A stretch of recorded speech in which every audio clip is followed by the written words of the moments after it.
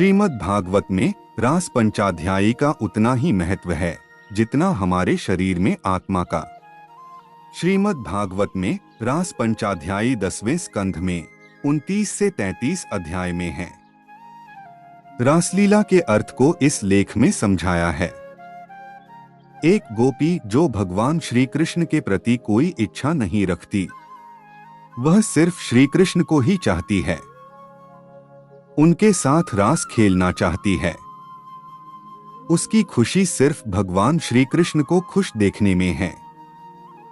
भागवत में श्री सुखदेव जी कहते हैं, श्री कृष्ण वृंदावन के जंगलों में रास लीला करना चाहते थे।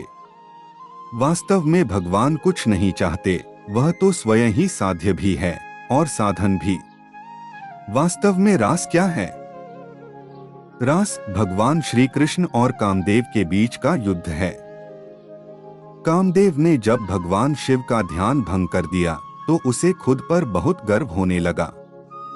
वो भगवान श्री कृष्ण के पास जाकर बोले कि मैं आपसे भी मुकाबला करना चाहता हूँ।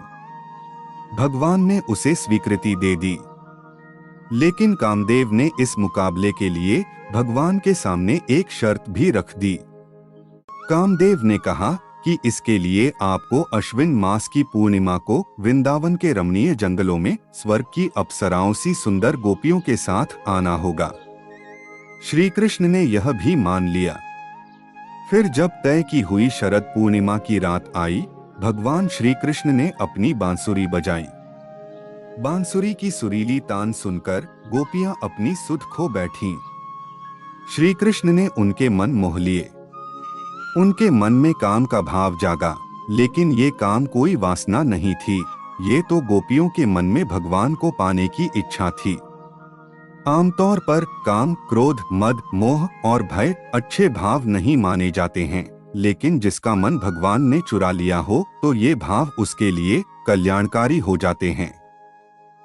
उदाहरण के लिए, जैसे जिसके भी मन में भगवान श्री कृष्ण थे, उसने क्रोध करके भगवान से युद्ध किया तो उसे मुक्ति ही मिली, जैसे कंस और शिशुपाल। ऐसे ही गोपियों में जब श्री कृष्ण के प्रति काम का संचार हुआ, वे उत्साहित हुई और गहरी नींद से जाग गईं। भगवान ने बांसुरी की तान पर हर एक गोपी को उसके नाम से पुकारा। हर गोपी ने ये सोचा कि उसने श्री कृष्ण को मोहित किया है और वे बिना किसी को कहे घर से जंगल के लिए निकल पड़ी। जबकि रात में कोई गोपी अकेली जंगल में नहीं जा सकती थी। एक स्त्री कई मर्यादाओं में बंधी होती है, लेकिन गोपियों के मन में जो प्रेम था, उसने उन्हें डर के बावजूद हिम्मत दी। जहां डर और स्वार्थ हो, वहां ऐसे भाव को वासना कहा जाता है। रावण बहुत शक्तिशाली था, लेकिन वासना के कारण जब वो सीता का साधु के रूप में अपहरण करने गया तो पेड़ की सामान्य पत्तियों से भी डर रहा था।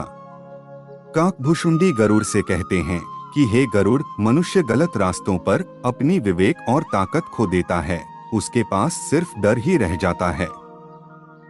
यहाँ गोपियों के मन में कोई भय नहीं था। क्यों?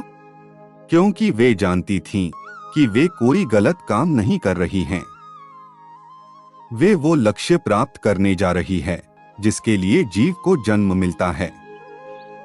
श्री कृष्ण के साथ रास खेलना यानी परमात्मा को प्राप्त करना है।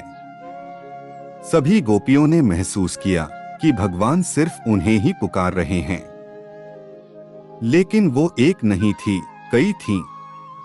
मतलब भगवान को पाने के रास्ते पर कई लोग चल रहे हैं और सभी यही सोचते हैं कि वे अपने दम पर चल रहे हैं।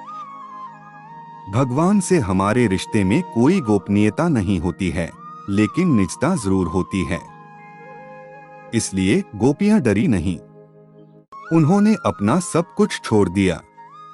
घर परिवार, रिश्ते नाते, जमीन जायदाद, सुख शांति और वृंदावन के उस जंगल में पहुंच गईं, जहां श्री कृष्ण थे। श्री कृष्ण ने सभी गोपियों का स्वागत किया। भगवान ने एक बातचीत के जरिए सबके मनोभावों को परखा। उनके निष्काम भावों से भगवान प्रसन्न हुए और उन्होंने गोपियों से कहा, आओ रास खेलें।